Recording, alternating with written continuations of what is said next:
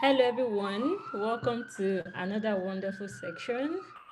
It's great to have you here. My name is Solis, and this night we are going to dissect everything about essay writing, like you've already seen from the flyer. So if you're here today, then I really know that you're someone who is passionate about getting a scholarship like me and we last year. So you're welcome, and we hope that you get value from this section. We are hosting this section because we want to share our story with you, want to share the tips that we used in writing our essays to succeed. So we hope that you get value from this section. As much as we try to be formal, this is just an avenue for our guests to just share their experiences with you. So it's going to be semi-formal or informal as much as possible. Please, this section is a section that is meant for you to get everything that concerns essay writing. So bring your questions at the end of the everything. You have time to ask your questions. So we'll start right away by introducing our guests. Yeah, so today we are talking about how to write a winning scholarship essay. And today I have some prestigious guests, my colleagues that I respect so much. We have we're supposed to have three guests, but Henry is unavoidably absent. So we are going to have two guests today, and that is Monisola Jayoba and Ozioma Madume. Yeah. So let me introduce them briefly, and when they come on board, they can tell us more about themselves. So Monisola is someone I respect so much. She is a leading woman in tech, and I'm always scared of tech. So when I see women in tech, I know, yes, they are doing big things, and I really admire. So Monisola, she's a Mastercard scholar, and then prior to becoming a Mastercard scholar at the University of Edinburgh, she earned a Bachelor's in Engineering in Computer Engineering from the Federal University of Oye Ekiti, Nigeria, where she emerged as the best graduating female student in the Faculty of Engineering. Upon graduation, Monisola has worked in the Nigeria health tech sector. She served as an associate product manager at Health for Everyone, where she co-led the design and deployment of several impactful health tech projects. Among others, she won the prestigious Mastercard, Chevening, and Erasmus Mundus scholarship, and she'll be sharing her application tips with us tonight. Hey, this is great. Like Mastercard, Chevening, and Erasmus all as a goal, all in. Oh no. Okay, so that's a big word there, and we are so happy to have Monisola here, and she'll be sharing her tips, the tips she used in winning 3 scholarships. She's going to be sharing them with us. And also, I have someone I respect so much. She's also a woman that have conquered the Nigeria love sphere, and then she's here in Edinburgh conquering it again. Yeah, we have Ozioma Madume. She's a lawyer and development professional. Of course, she graduated from Afe Babalola University and proceeded to the Nigeria Law School. And then she graduated with a first class from the Nigeria Law School, and even in her undergrad. And after that, she worked with Banwo and Igodalo law firm in Nigeria. And then she also won the Mastercard scholarship. She's my colleague, and she's here also to share her tips with us. So I'm so happy to have you guys around. It's been a very intense academic semester for us here, and for you to accept to do this, we are very grateful. Thank you for accepting to come in to share your experience with people. It's something I really appreciate. Thank you. I know the inconveniences. I know how many times, what you have to live to sacrifice this time. I'm very grateful. Thank you, and we are all very grateful. So we'll go straight away into dissecting what we are here to do today. So first of all, we are going to start by talking about essay writing, and Please, my co-host, help me to admit the people that are joining. Thank you. So we are going to start by giving you an overview of the type of essays that are involved when you're writing a scholarship, when you're applying for a scholarship. So there are different essays that you are meant to write according to the scholarship or according to what you're applying for. So first of all, we have personal statement, we have letter of intent, we have statement of purpose, we have study plan, and we have other essays that they would ask you to write. So you see here we have personal statement, letter of intent, statement of purpose highlighted in green because they are almost the same. And then we have study plan, which is slightly different from them. And then we have other essays. So our guests will have some time to talk about the tips that they used in some of these essays. And then we would not want to talk in theoretically, we just not want to talk theoretically, so we bring some scholarship essay questions, for example, some from Chevening and some from MasterCard, and then we see how we can approach or how we approached these questions. So personal statements are essays that you are meant to write to show. Most times, personal statement is for UK essays, for UK university essays, and you are asked to write this to show your intention, to show how much you are qualified for the course you are meant to apply to. And then letter of intent and statement of purpose is also almost the same thing with statement of personal statement. And then we have study plan, which is meant to demonstrate the plan of your study, what you want to do after, with the goal of your study, and after you have studied what do you want to do. And then we have other essays where they'll give you questions, they'll target questions, write questions for you to answer. This essays comes in different form. It can be in leadership, it can be in career form, career plan, it can be in study plan, and it can be any other essays that you're meant to write. So we'll start by getting some tips from we'll get some things from Monisola on how to write a personal statement. So Moni, over to you. Thank you. Hello, everyone. Good evening. My name again is Monisola Jayoba, and I'm happy to be here tonight to discuss tips for writing award-winning scholarship essays.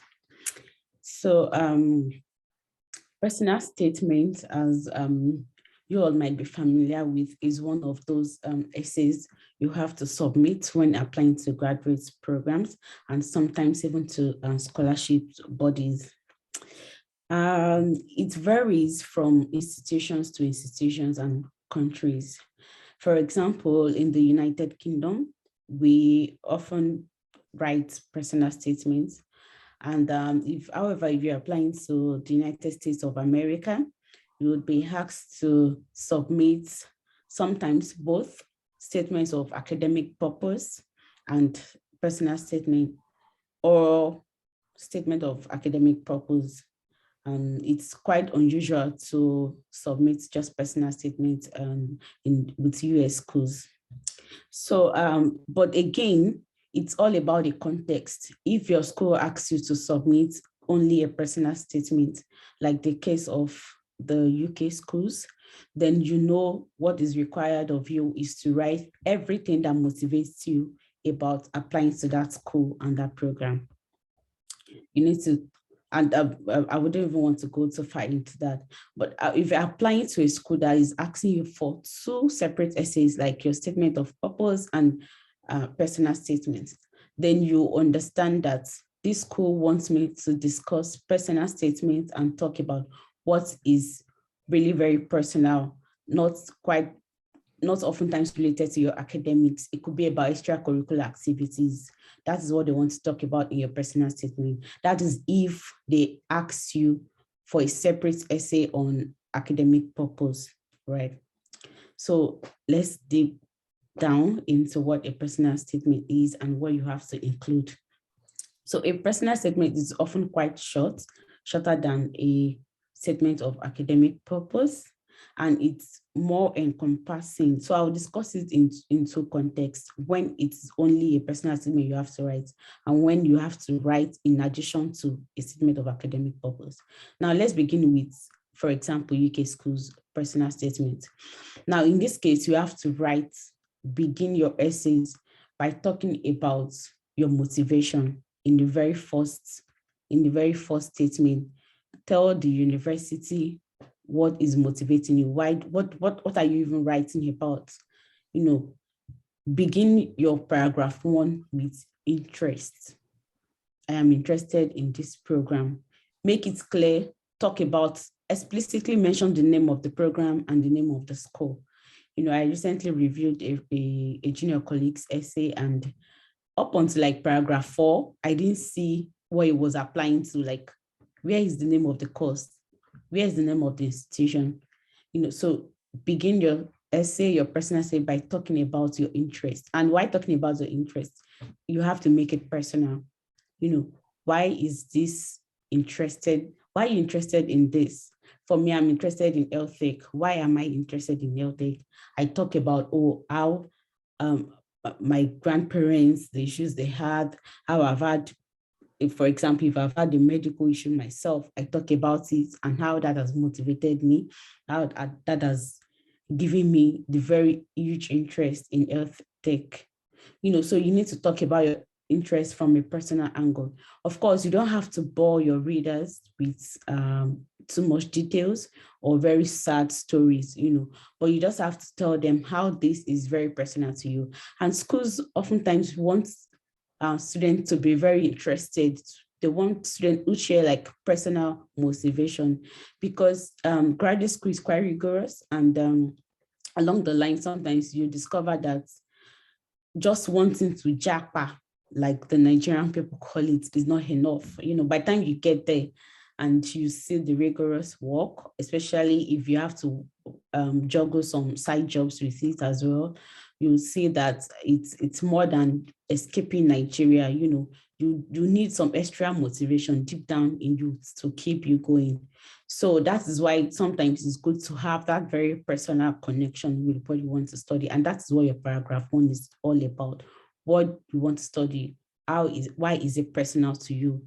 The course, explicitly mention it, state it, the course, and then the university.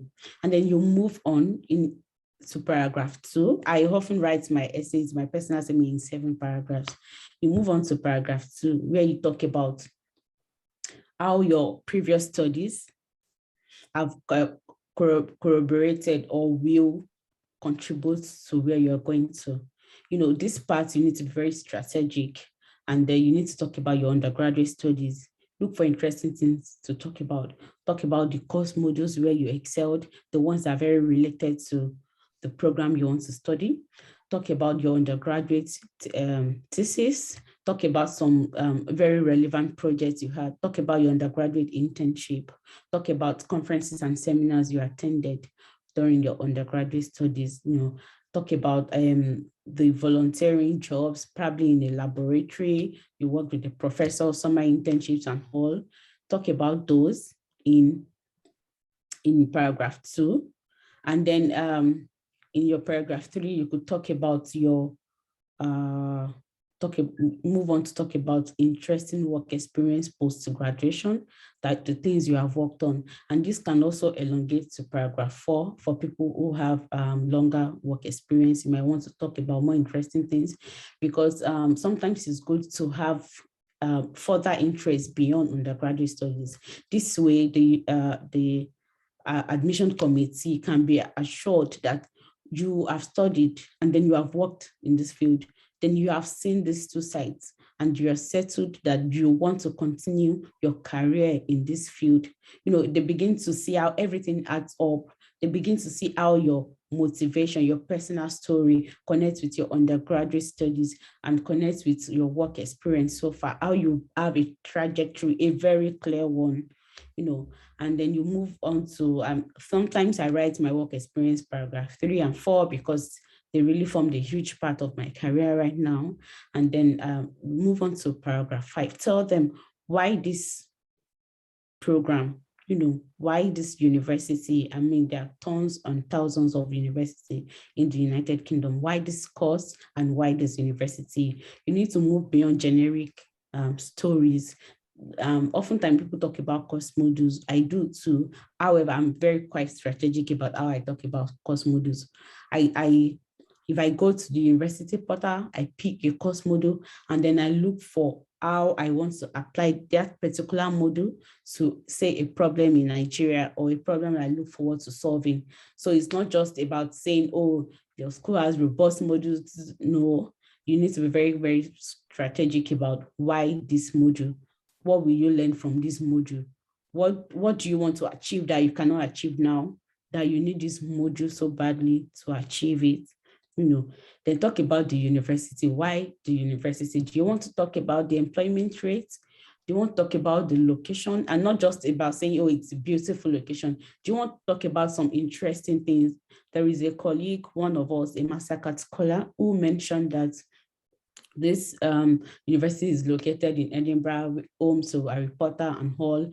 One mentioned J.K. Rowling, and all. These are like very quite interesting facts that no other person, probably, arguably, right, any other candidate would mention. So this would further show that, oh, this person is very motivated and has done their own work to be here. They really want to be here, and they are going to gain more than any other person if selected. And then you move on to talking about how you want to contribute. I see a lot of essays where people talk about what they want to gain, what they want to learn from universities, without actually talking about what they are bringing to the table. And I learned that during my application to the University of California. So the postgraduates, say masters and PhD, is more of collaborative learning. And I think the host and our other co-hosts can attest to this. You're not coming here to be spoon-fed. You're rather even coming here to teach your colleagues what you know. You're thrown into a lot of group works and group discussions and collaborations where you don't keep mute, you don't keep short, you have to participate, you have to talk, you have to say something, you have to argue against and argue for and bring in points. So that's what postgraduate is all about. So they want to know, what are you bringing to the table? How can you contribute to the university? Do you want to come in as a student ambassador? Do you want to make yourself, relevant? How will you help us on campus? And you have to talk about it. And this is not just limited to academics. You can talk about how you want to contribute to the diversity of the university, help the university collaborate with more African students. You want to talk about how you want to address something like gender-based violence. You want to talk about how you want to address student activities on campus, how you can better manage stress. A lot of very, very diverse ways you can bring things to the table. You want to talk about your sports activities, because it's a personal statement.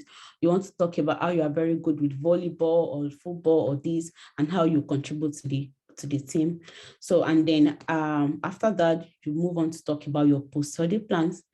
I usually advise people to talk about the short-term plan, their immediate plan, right? Their short-term plan, and then the long-term plan. You want to talk about what you will achieve, what you long to do immediately after the study. Do you want to go to the industry? Do you want to move on to PhD? Do you want to become an academic professor or something? You need to mention it right there. Let them know why they should pick you and how this program will really be of use to you. And you want to talk about what you aim to do in another 5 to 10 years, then talk about what you aim to do in another 15 years.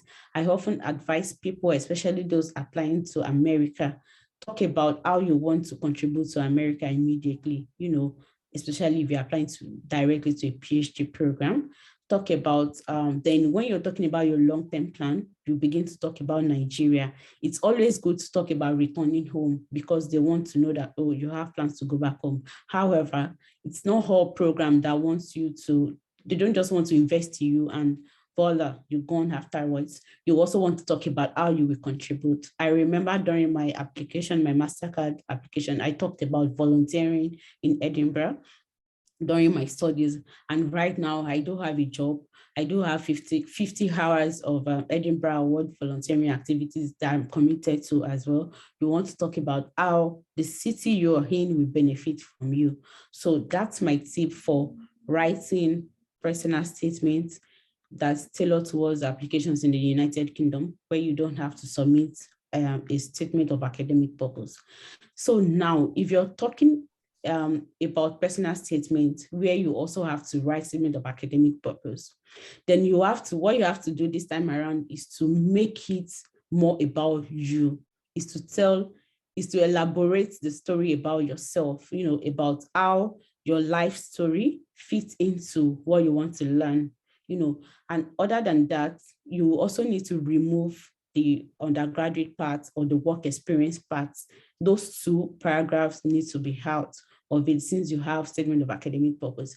So what you need to talk about now, you can talk about a few volunteering activities here and there that speak about your person, your personality, that speak about the goodness of your heart, talks about your transformative leadership, how you are a value-driven leader, that talks about how you help other people. For example, in the University of California, Berkeley, they will ask you, how do you contribute to education for women? How are you relevant in tech? How are you addressing gender-based violence? They ask very specific questions, so that is where your volunteering activities here and there will come up when you have a personal statement and you also have statement of academic purpose to write about. So it's more about every little thing that you have done that talks about your personality, that talks about your leadership, talks about your networking skills, that talks about your motivation as a person.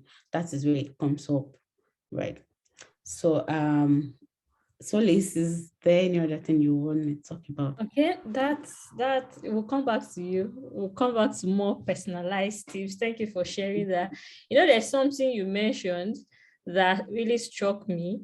I mean, I really didn't see like the need for all these personal statements, but right now, at this moment, where you come to grad school and it's a continuous essay process, I now saw, yes, I saw the need why you have to write all those essays yourself, because that it's like a continual process. Once you come to grad school, it's still essays you are going to be writing. I mean, you are going to be graded by writing essays. So yeah, it's good that you know what you're doing now. You learn how to write these things yourself so that when you eventually get the scholarship, you continue the process. It won't be a new process to you. Thank you so much, Moni, for sharing those tips with us. And we'll move to Sandra Ozioma Marume, my first class in Concord Law School, Concord everywhere. And now she's here so she's going to give us the tips that she used. Yes, she has many tips that she's going to give us. I mean, getting a first class from law school, like Nigeria law school, I mean, it's not a small something. Okay, so I initially pronounced her name wrongly, so I need to correct that. Sandra Ozioma Marume. So please, we'll give Ozioma time to share her own tips with us. Thank you so much. Over to you. Hi everyone, good evening. It's such an exciting experience to be here. First off, I want to start by encouraging everyone on this Zoom call that wants to get a scholarship next year. You can do it. Every year, there are so many scholarships, hundreds of scholarships for African students, especially postgraduate scholarships, and you can get one. It's not rocket science. People are doing it. You can do it too. As long as you really want it, like you really, really want it, you can do it. It's something within your reach. It's not something that you only hear about in stories. And I know God will do it for every single one here that is expectant in Jesus' name. So moving on, I think Monisola has shared almost every tip that anyone can ever conceive. She has given a very elaborate explanation, but then I would restate some of the things she has said, first starting with the purpose of a personal statement. So unlike a job interview where you have an opportunity to speak with an interviewer face to face, and then they ask you questions and you're able to, let me admit this person, yes. And then you're able to, answer and tell them, this is why you should pick me. This is why you should pick me. No one is going to give you a face-to-face interview, at least at the very first stage for scholarship essays. So this is your pick me essay. This is an essay that you want to say all those things that you would have said if you were face-to-face with the panel. It is in this essay that you would say it, And again, I would not underestimate how much you should not put your eggs in one basket. Please don't target only one and say it's only this one. If you have the capacity and the time to apply to 10, apply to 10. And I can assure you, out of those 10, you might get 1, 2, or 3, possibly. People will tell you they got 5, but they won't tell you that for those 5 they lost 15. A lot of people are very qualified for these opportunities. So just apply to as many as you can. And I can assure you that you'll get one by God's grace, as so long as you're determined anyway. So moving on now to how you should do your pick me essay. Number 1, there are 4 things that I know your personal statement should speak to. 4 things in particular. The first one is how you are a right fit for that particular program you are applying to. This could be how you are fit for it academically, or how you have the right work experience. Most of us here didn't study what we're doing in postgrad now. I'm a lawyer. Solis is a theater artist, if I'm right. What do they call theater practitioner? Yeah. Well, we're both studying international development. So you can actually switch, this is the era of interdisciplinary studies. You can always switch to something else. So even if you didn't do that thing in your undergrad, you can identify some transferable knowledge. You look, even if that transferable knowledge is one tiny thread in one small course that you did, elaborate on that small thread. Someone that looks at it would think that that's what you spent 80% of your time in that your program doing, and then talk about the experience that you have had. If it's experience that would help you, it's identify what is your strong point, whether it's academics, whether your academic matches exactly what you're going to do, or whether it's the experience that you've had so far, even if it was just side experience. Up until this year, I was doing corporate commercial law. So that's not related to international development or almost in any way, But I was doing some side things that I spoke about the experience I had. And my academic abilities, and that was what got me in, I believe, by God's grace. So I need to talk about 1, how you are a right fit for the program, and then 2, as Monisola has said, that you are passionate about the program and the school. You can show that you're passionate through a number of ways, as she has said. Identify some of the courses. Actually go the extra mile. Remember that as you're applying, so are 1,000 or 2 or 4 or 20 or 1,000 other people applying to that program. That's actually why they can't hold interviews for everyone, because there are just so many people. So you need to show how, you are really passionate about it. You can say, for instance, in that particular school, there's a lecturer in that particular program that you're applying to whose research really resonates with your interest. You can mention some of the person's works and say, oh, I read this, or I did this. You may not, because everything in this world these days is constrained with number of words. You may not have the opportunity to go and start writing in depthly, but you can write a little bit of some personal things that makes you stand out and makes it look like, or makes anybody that reads it know that, you're really passionate about that particular program and the school itself. For instance, you can say if you're studying development studies, oh, I am aware that this school is ranked second in the UK for development studies. And I'm certain that while studying there, I'll be able to build a network of strong development professionals that I can work in partnership with to develop Africa or to develop Nigeria. You can say something like that. It makes them know that, oh, you even know what the ranking of the school is. That is why you're passionate about studying here in that particular school. Then the third thing is how the program fits into your trajectory. Monisola also spoke about this. You have to link it with what you have done so far and the skills that you're going to learn from it and how it is going to help you in future to continue. You cannot come and just jump from library science to, or be applying, you study library science and you want to finish this one now and head straight to World Bank, finish from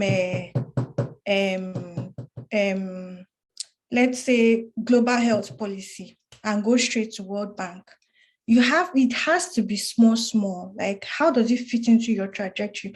What in particular do you want to learn? How do you think it will help you to move to the next stage of your career? What do you want to do in the future? Like, you have to show them, I know what I want to do. And I believe that maybe if you want to do a PhD, for instance, you can always say you want to do a PhD, even if you're still figuring out what exactly you want to do with your life. You can always say you want to do a PhD, and that, this program would help you gain solid background in that particular field that would, help you to conduct better research in future, because you intend to find out what the cure for cancer is, or something big. So you have to tell them how it fits into your trajectory. That's the third thing. And then fourth thing, as Monisola said, is what you're bringing into the program. I would read something that I once wrote for a particular program last year. And I got into that program, although it's not the one that I'm doing now. So I said here that at that time, I think I had just worked for 3 years or so. So I said, my brief, although very thorough experience in a developing country such as Nigeria through an active legal career, has equipped me with the requisite passion, competence, and commitment to succeed at, participate effectively in, and contribute valuably to this LLM program at your prestigious institution. Like, tell them what you're bringing to the program, whether it is a different viewpoint, whether it is knowledge from, a developing country, whether it is practical experience from the field, whether it is research experience. You just have to tell them what you're bringing to the program. Monisola explained that almost everything we're doing here is based on class discussions. They want you to come and also contribute. What kind of perspective are you bringing? So there are 4 things I have spoken about that your personal statement needs to reflect. The first one is that you're a right fit for the program. The second one is that you are passionate about the program and the school. The third one is how the program fits into your trajectory. And 4, how you are going to contribute to that program. Then again, if you're writing your personal statement, you have to bear in mind, especially when it has to do with applying for a scholarship, that every school and every program does not want to miss out on the opportunity to have the next Nelson Mandela be affiliated with them. Everyone wants to identify with greatness. Do you understand? So don't lie, but make sure that you are putting your best foot forward. And then you can never read enough of other people's own. If there are people who are willing to give you their personal statements that they've written, don't go and copy another person's own. No. But the more you read, the better your writing becomes. The more you read, the more you read, especially people who have gotten such opportunities, the better your writing becomes, the more you know how to think while writing, and the more you know how to phrase the little experience that you have had very well. Because there is a way to say that I was the one that was recording the number of people that came to the hospital. There is a complicated way to say it that makes it look like you were the team lead of that project and that program. Do you understand? So read other people's own, and also give other people to read your own when you're done. As many people are very busy. So as many people who can read and give you some feedback, you also do that. And then again, also pray, because there's a place of hard work and there's a place of grace. Thank you very much. Thank you very much, Ozioma. Thank you for those wonderful tips. We appreciate very much. Okay, so I would go on to talk about statement, study plan. Yeah. In all these things that we have discussed, study plan seems to be somehow different from them. Especially if you're applying to schools in Asia, Korea, China, they want you to submit a personal statement and they want you to submit your study plan. And like Moniesola mentioned rightfully, if you're writing a personal statement only, then you can include some of your study plan. But if you're asked to write a study plan and a personal statement, then you have to write them differently, targeting them differently. I never wrote a study plan until last year when I was applying to the Korea government scholarship. And I didn't have any experience. I've applied to several scholarships before then, but I didn't have any experience writing a study plan. And I tried to gather information on how to write a study plan. Some people told me that I have to write a form of a project proposal. And then some people told me that I have to write it like a study plan.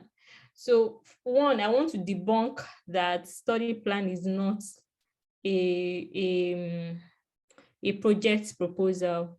It's not a dissertation. It's not, you don't have to cover chapter 1 or chapter 2. Like it's rightfully called study plan, the plan of your study. You are coming to study with us. What are your plans? What are you going to do? So first of all, if you're writing a study plan, you have to first of all talk about your study objectives, projected timeline to achieve your set goals, and you have to include the timeline, whether long-term, short-term, or mid-term, what you want to study, the course related to what you're doing now, and what your future plans is after you study that particular course. Now I want to read some section of a study plan that I wrote, how the question came when I was applying to this Korea government scholarship.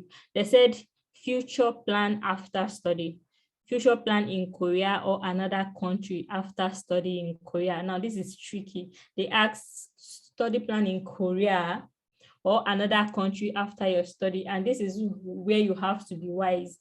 Now they're asking if you maybe have plans to be in Korea or if you have plans to return to your home country.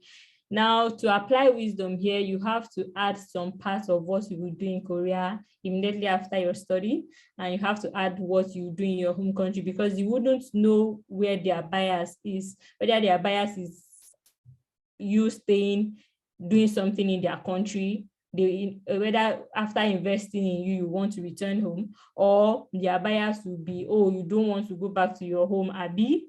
So you not know where their bias is. So you have to include both.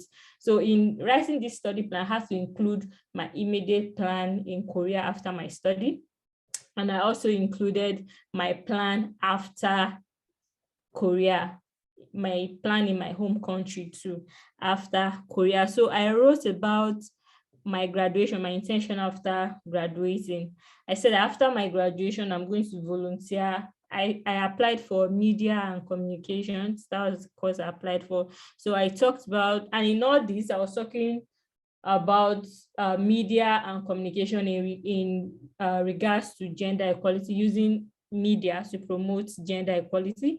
So I was writing that after my graduation, I am going to volunteer in Korea. I'm going to volunteer. I searched for one of their gender equality institution, and I said I was going to volunteer in that institution. And then I said after 1 year of volunteering, I used the first paragraph to narrate what I'm going to do after studying media and communications in Korea, how I'm going to volunteer. So after that paragraph, I talked about after 1 year volunteering that I'm going to return to Nigeria to continue working in a media firm, or that I'm going to use social media to project gender equality and break gender stereotype.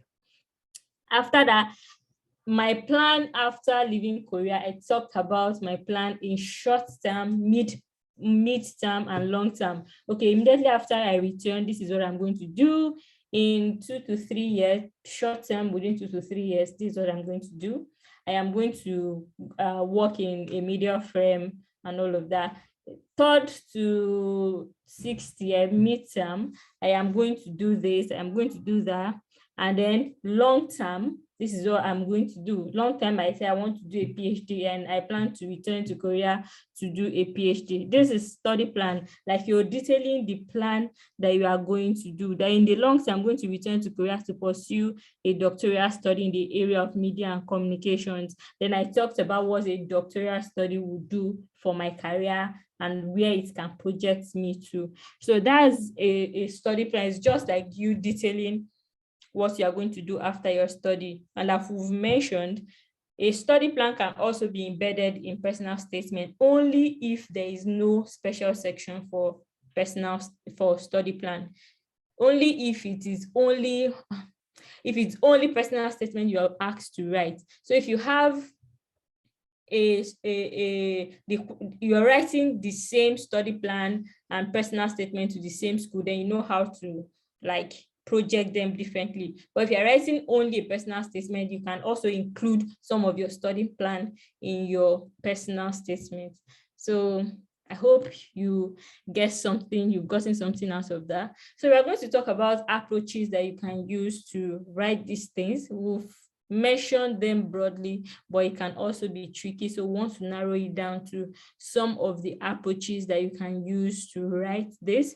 So we have the STAR approach and we have the SMART approach. So Monisola, if you can do justice to the STAR approach, because I know writing Chivney essay, you would have used some of this approach. So please, if we can hear from you, thank you.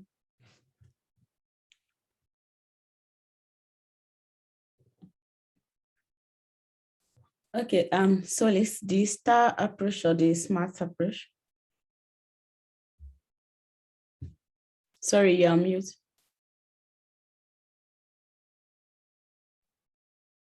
Please, the STAR approach. Okay.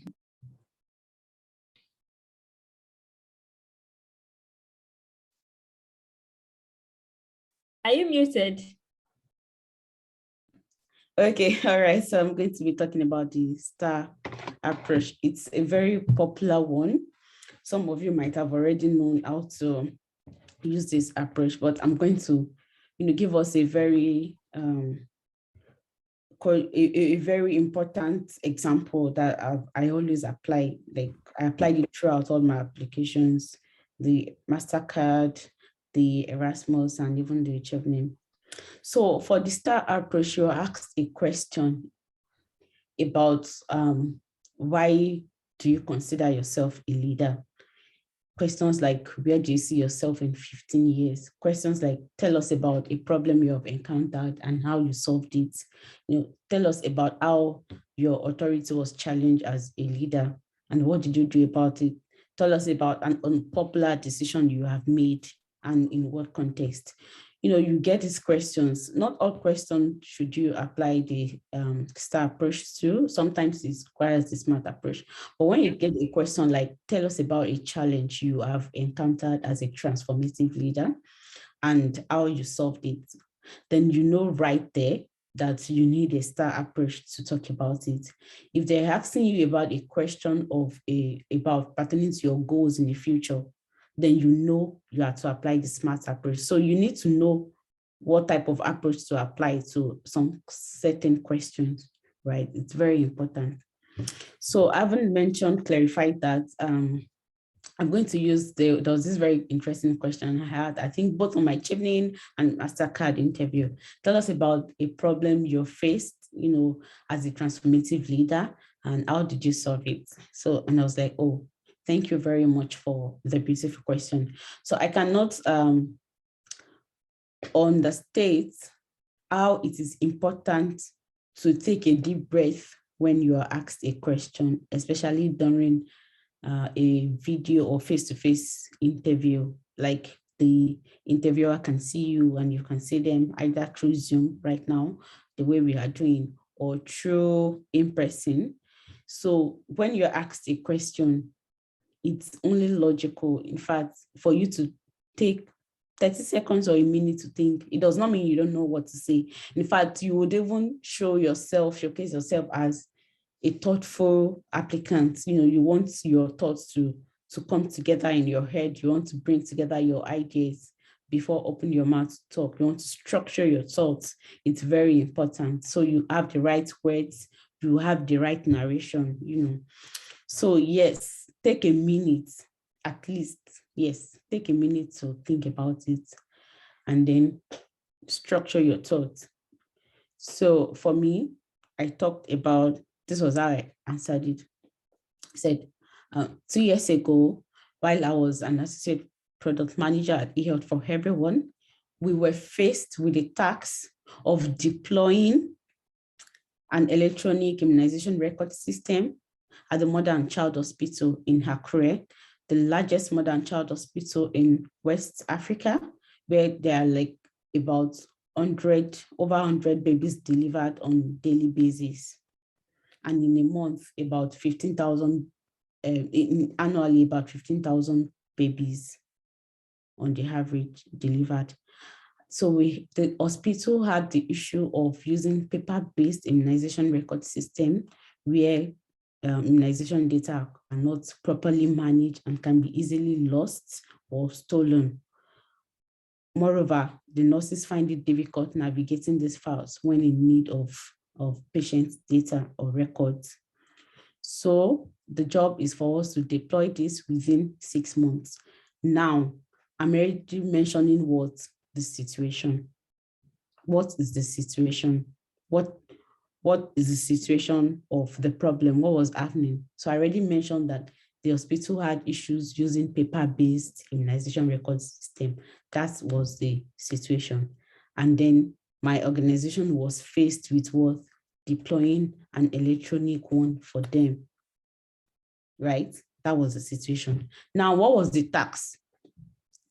I was the product manager leading a group of 15 people, including designers, developers, and public health practitioners to develop this record system. That was my task in this field. My task was to, gather user requirements, perform field research, bring out users' research, communicate with relevant stakeholders, public health, and the Ministry of Health in Ondo State. That was my task at that point. Part of my task was also to coordinate the group and ensure that there was progress and that this project was delivered within the stipulated period to our clients. So now, Liz, can you share your screen again? The former slide, where we have the stand, the SMART, the previous slide. So I talked about the task I had, and then I talked about the challenge I faced in my task, because the question is, tell us about when you faced a challenge as a transformative leader. And then I talked about, while on this project, I realized that most of the group members were very fresh undergraduate students recently out of school, and some were even having their summer internships, some are still undergraduate, who, although are very good with what they do, very knowledgeable in the field, were mostly not overly enthusiastic about the job because, of course, they're quite young. So what did I do differently? That led to the action. So I've already talked about the situation. I talked about my tasks. I also shipped in the problem I faced while being the associate product manager of that project. And then that led to the action. So I realized this, we were not meeting deadlines as we should. I realized this, and then I facilitated several seminars talking about work ethics, invited people to talk about work ethics, invited people to talk about being motivated for people to do their job. I did this over a month, 2 months. You give it a number of times. Make sure you are talking about what you're doing, what you did differently. And I said, consequently, this resulted in motivating these students, these young interns, and even myself. We were able to communicate as a team, we were able to work together. This enhanced their motivation towards the overarching goal of delivering these projects to our clients that will help us end under 5 mortality at the Ondo State Mother and Child Hospital and all of that. From action, I talked about what I did, facilitating trainings to encourage people to be motivated towards their work. I also mentioned how we incorporated some project management tools, for tracking goals and all of that, incorporated some motivation reward systems in the organization, whereby when you meet your set goals and all of that, you get reward at the end of the month. This was an idea that I brought. So that is like, what did you do differently? The actions you performed to solve the problem. And what was the result? Consequently, within 2 weeks, we started meeting deadlines. These people became overly motivated towards the goals. Their attitude towards the work changed, and we were able to do what? To meet our target, to submit the product to our stakeholder within the stipulated time. So that's just how to use the STAR approach.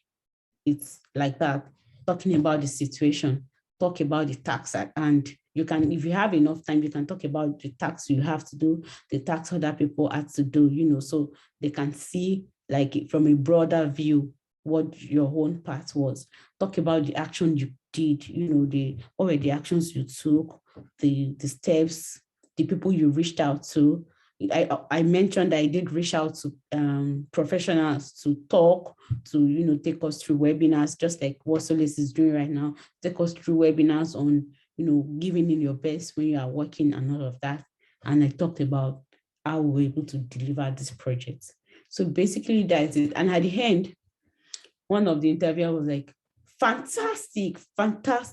I loved how you answered that question. So that is it. That's simply how to use the STAR approach. Yeah. I hope I've been able to, use my own practical examples. Yes, thank you so much for sharing your practical examples with us, because sometimes when you talk, that time when I attend scholarship section and it's just theory, I'm like, you should give me some practical things to work with. And I'm glad you're sharing some of these things with us. Thank you very much. So I highlighted some of those questions here. I have 5 questions here that are from Chevening and MasterCard Scholarship. We want to learn about your track record as a transformative leader. Tell us about one current idea or project you're working on which clearly demonstrate this. This is MasterCard Scholarship essay. This is part of the 5 essays that you have to write. And this is the leadership essay for MasterCard. Now, in whatever form, in whatever context this question comes, sometimes they're asking you to do one thing. Now look at this question, and The other question, Chivni is looking for individuals who will be future leaders or influencers in their home country. Explain how you meet this requirement using clear example of your own leadership and influencing skills to support your answer. These two questions are asking you to do the same thing. They're asking about your leadership experience. How are you a leader? They are looking for leaders. And how are you a leader? And Chivni even actually told you that you should use examples to back up your point. MasterCard also say clearly demonstrate this, use examples to demonstrate it. So the STAR approach that Monisola just dissected is used to address these questions. What was the situation? What was the task? What was the action? And what was the result? If there was a problem and you were able to ameliorate the problem, then there should be some results. Now, if you talk about what the problem was, what you did, and you don't talk about the results, it means you did not achieve anything. If you don't measure the result, if you don't bring out, oh, what I did differently, this is what happened after I did this differently. It means some practical things, some things changed after you did that particular thing. So you have to bring out some of the results that you did after. You have to show some of these results that you did. So if you're writing your scholarship, make sure that each paragraph is addressing this thing. One paragraph is addressing situation, another paragraph is addressing the task, the action, and the results. Another paragraph must be addressing the results so that you don't talk in vague, or you talk about what you did without bringing out any positive thing that happened after you did that particular thing. So thank you so much, Monisola, for giving us that. And we'll also talk about... Sorry, I would like to add something. So for Chevening application, right? So it's Chevening is quite elaborate. You know, that is 500 words, and it's elaborate. Let me just put it that way. So, but one thing I would want you to know is within these 500 words, you want to cite as many relevant examples as you can. At least I would recommend 3, 2 very solid ones and 1 supporting example. And in these 3, use the STAR approach as fast as you can, like talk about these things. They are quite knowledgeable, the ones that read them. You want to talk about what you did without using so many words. You don't have to go in depth. You just have to bring out the punchy things like the results, the action, the situation, straight to the point. Using the STAR, what was the situation? This, what was the task you did? What was the result? Like that. And in one paragraph, you talk about one experience, in another one, and you connect them, of course. In the third, you talk about one. And before you know it, you have 500 words to talk about. And for the MasterCard, you also want to talk about the kind of leader you are. How do you perceive yourself? What kind of leadership style? If you can do that in the Chevening also, it's quite good because you want your essay to stand out. So whatever you can do so that you write differently is welcome. Yeah. Okay, and I also want to strongly advise that you use leadership experience from your recent experience. It's very important that you talk about what you've done recently. I will say it, please don't use leadership experience from your primary school and your secondary school when you're applying to grad school, except you're applying to an undergrad scholarship. If you're applying to grad school, talk about what you did in your university, talk about what you did you're doing in your maybe workplace or in your voluntary experience, or something that you organized, or something you're doing now or recently, maybe in the last 4 or 5 years, 6 years, and not your primary school or secondary school. It is very important that you use experience from your recent experience. Even if you want to talk about something from your secondary school, then it should be a backup, a supporting example, which I don't even advise. Please use something from your recent experience. Thank you so much, Monisola. I also want to talk about the results, when you want to talk about the results, don't talk about them in vague. Use numbers to weigh them. Use numbers to talk about them. If the task you did was to help maternal clinics, if it was to maybe increase a sales in a particular organization, then you should talk about. If it's just a social media page you're handling, then the results would be that you gained 5,000 followers, you helped the organization to gain 5,000 followers, you helped them to gain 10,000 followers, you increase sales by this percent. You have to use figures and numbers to measure whatever that you're doing. So thank you so much, Monisola. Then we'll talk about the SMART approach. Ozioma will help us, will take us through the SMART approach very quickly so we can start rounding up. Thank you, Ozi.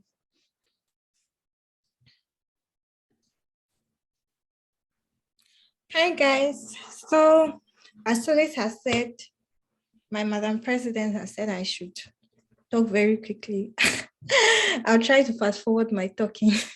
So, moving on to the SMART approach. The SMART approach really applies to your career plan because for most scholarships, not all, there are just some that once you submit an application, you can be nominated for the scholarship.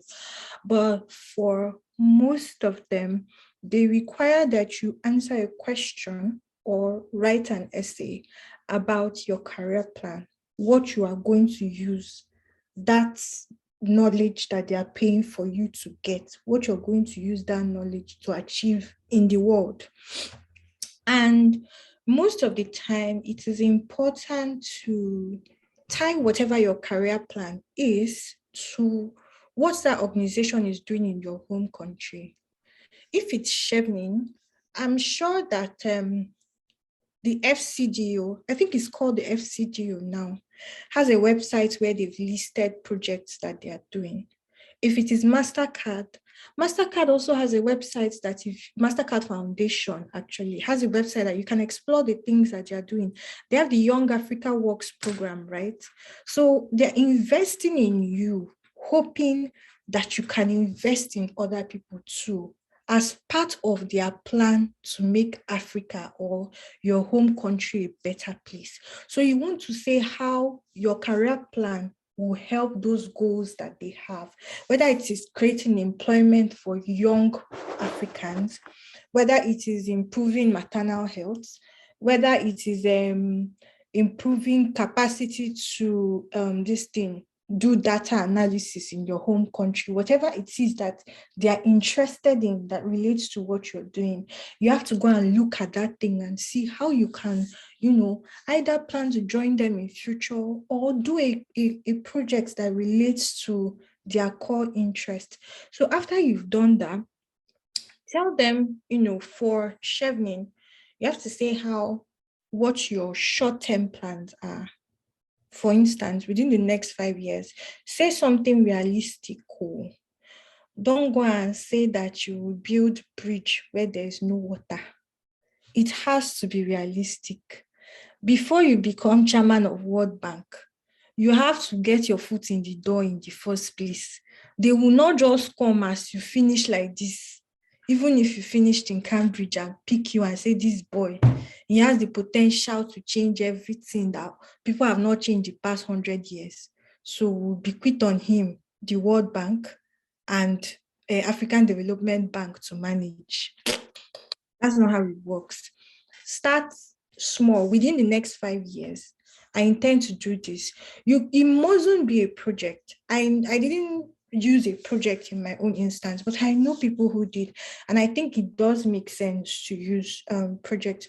Or in the next 5 years, I want to ensure that over 5,000 women who want to start small and medium scale businesses have the capacity to get credit to do so.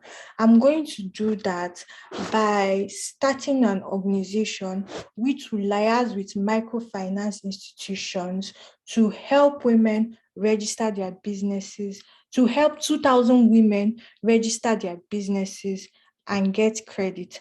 I intend to do this through and so. So it must be specific. It mustn't just be, I want to empower 2,000 women. You will not say how you want to go about the empowerment, whether it's to help them to access credit, whether it is to help them to register their businesses, whether it is to help them to start, small scale businesses, whether it is to help them to start cooperative societies, whatever it is that you want to do, because saying I want to empower 5,000 women is like something so vague.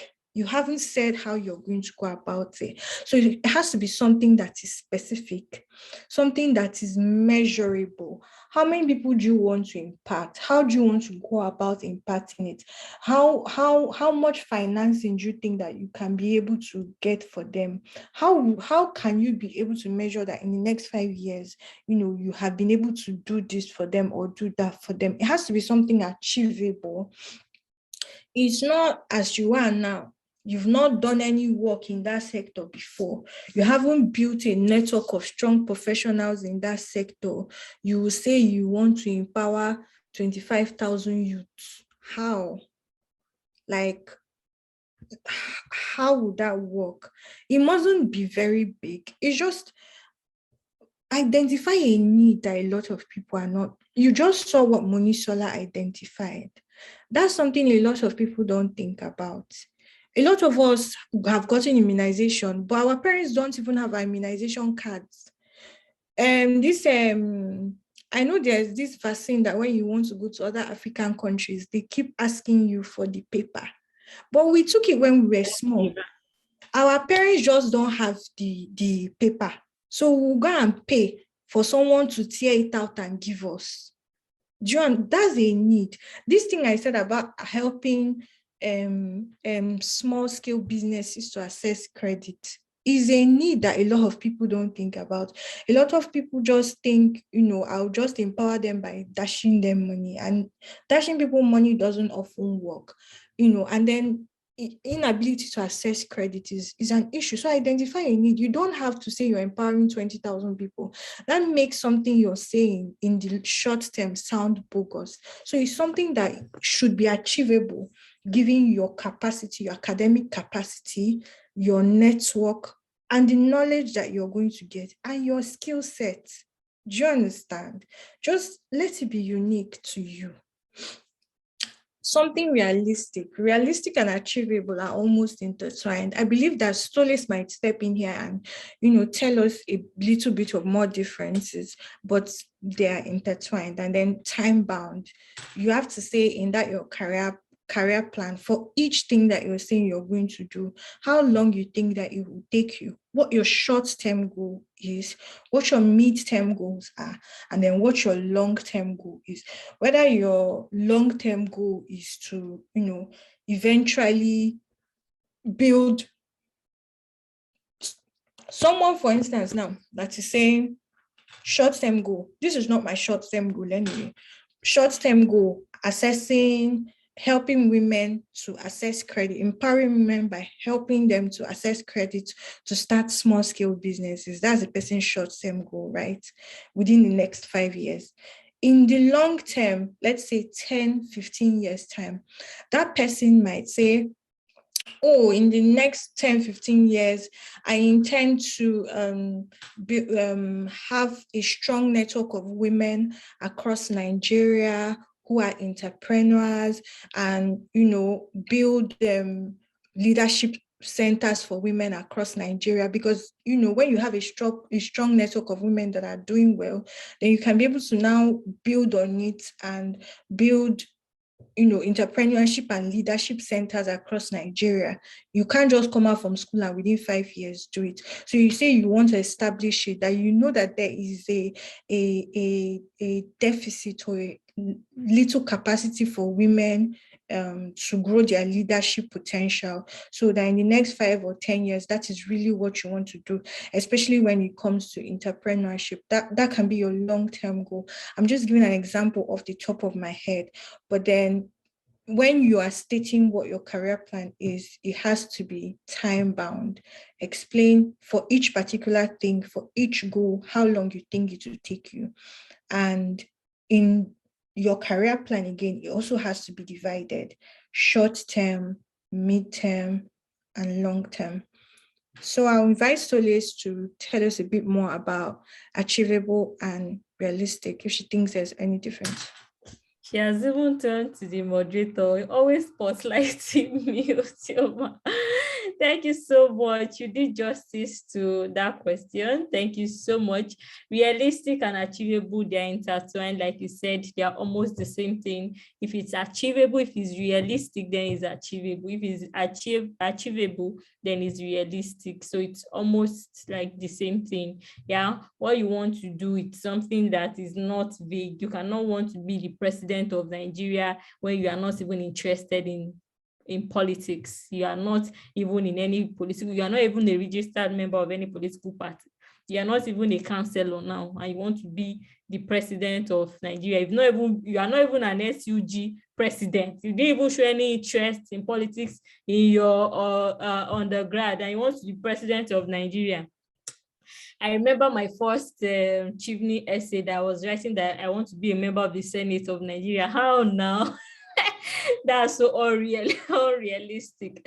So thank you so much, Ozioma. Yeah, and I highlighted some of those career plan essays here.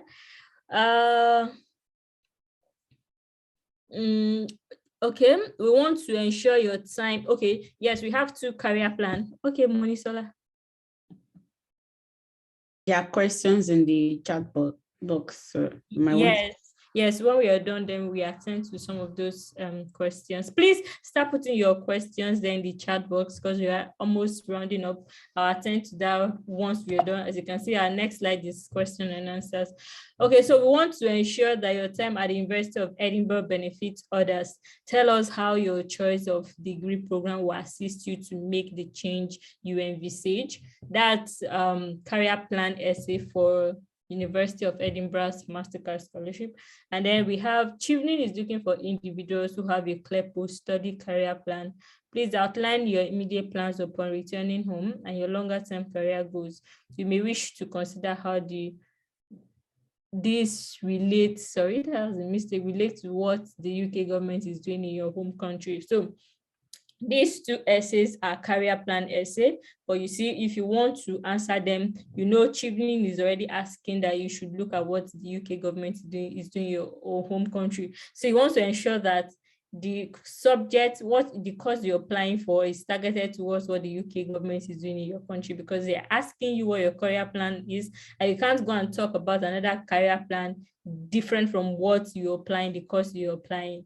And Mastercard here too is talking about your career plan in related to other people in your country. So we can't emphasize enough how much is important that you talk about what you can do for people and not what the scholarship will do for you. It is what it will do for you to help people. So once you're talking about what you're going to do, talk about how you want to impact people too, how you want to impact society, how you, like Monisola mentioned and Ozioma mentioned, people in your community, people in your country, what do you want to change differently? It is not just about being selfish. It's not just about you. Oh yes, when you get a master's, you want to maybe start up a business, or you want to get a job that will pay you well. Yeah, of course, your salary will increase. It won't be in the undergrad level anymore. But then, as much as that is a point of interest, this is what you are going to gain from it at the long run.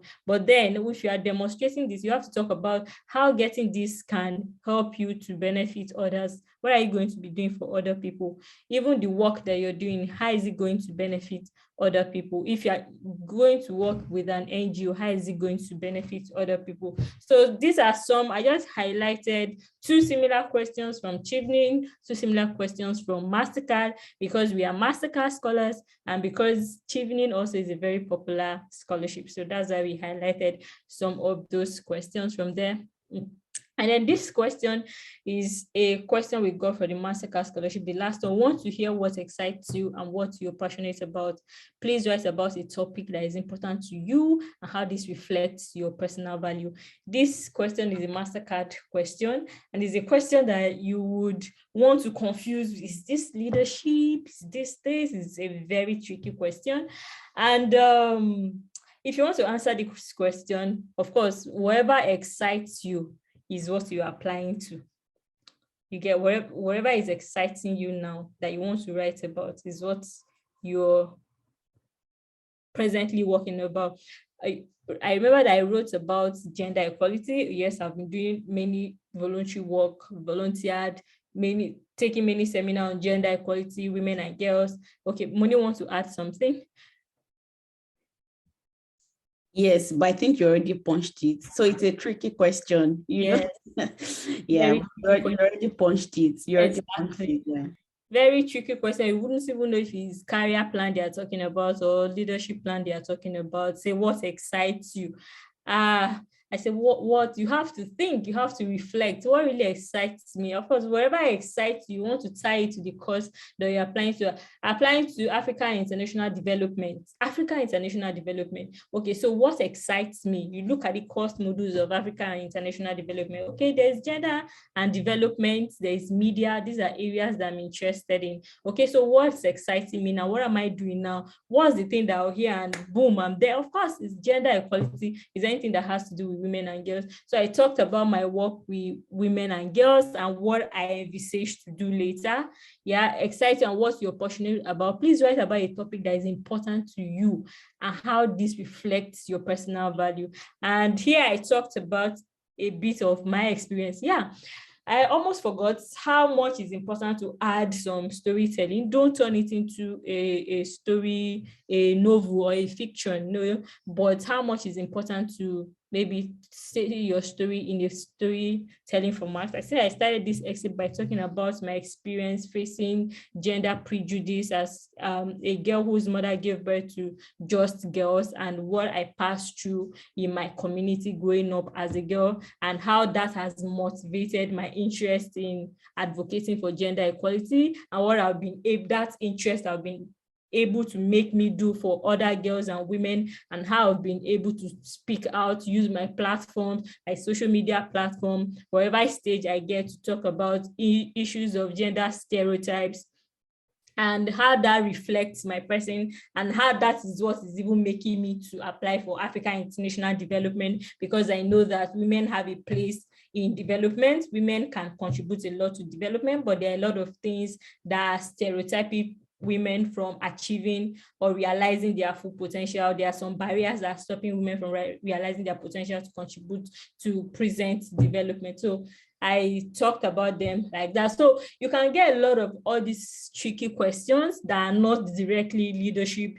They are not saying this is what we want you to talk about. In the first two essays, you see that they are mentioning leadership. Yes, you already know, oh, it's leadership they say I should talk about. Here you see career, you say, oh, okay, it is career. But this one, you're not seeing anything like that. It can be confusing and you can get a lot of them depending on the scholarship you're applying to. You can get a lot of this tricky question, but try to think about it deeply. I'll say highlight the keywords. What are they saying? Passion is a keyword here. What excites me? What's my passion? And how does it reflect my personal value? And, so these are some of the ways to address some of these questions. And with that being said, we are almost coming to the end. We are going to take your questions now. So please, put your questions in the chat so we can address them. Thank you very much. Let me read through some of these questions, taking it from the top. Okay. Okay, while Solis is reading the question, I also like to add that for that kind of question, you should add, after talking about what interests you, look for a way in about 30 to 50 words to talk about how the program will help you to further to do better in that passion, to further achieve what you're passionate about, like Solis is studying AID. And so when she's done, she would, be fortified from the program, she'll be fortified to further continue to help women and young girls, to achieve their dream and all of that. So it's quite important that you can link what you're studying to what you're passionate about. Yes. Yeah, so we have one question. What's the difference between statement of purpose and personal statements? Moni, do you want to go? Okay. Are you there? Okay, Moni, please. All right. So like I mentioned earlier, the statement of purpose, it's broad. Some people call it statement of academic purpose. They narrow it down to your academics. Some people call it statement of purpose. Then in some institution, they call it personal statement. What I would just say is, once you are prompted to submit an essay, there will always be, they call them prompts, essay prompts. There will always be some 1 or 2 sentences that will accompany that submit a letter of, or this, or submit it. Then you will see what they want you to talk about. If it's going to be a personal statement, you will see clearly the requirements, the kind of scenarios they want you to narrate, the story they want you to tell in that essay. And but most importantly, you need to be sure if they're asking you for both essays. If a school is asking you for statement of purpose and personal statement, then you are very sure that the personal statement has to do with yourself, your personal values, the things that excite you, the things you have done, and how they relate to your study. Then your statement of purpose, or maybe even better put, statement of academic purpose, has to do with your academic journey, your work experience, everything professional about you, and how it's contributing to your studies, So, but if a school is not asking you for both, it's just asking you for one, maybe statement of purpose, then you have to look for a way to talk about your academics, your work experience, and your personal values all in one. The same thing with personal statement, really. If the school, especially like UK school, is asking for personal statement, then you're already sure that what they want to know is everything in one, from academics to work experience to personal values to post-study plans and all. So it boils down to, do I have 2 essays to submit? No, it's just one. Then merge everything together and submit it. Yeah. Thank you very much. That's so apt. It boils down to, what are they asking you to submit? If it's just only personal statement, then you have to include everything.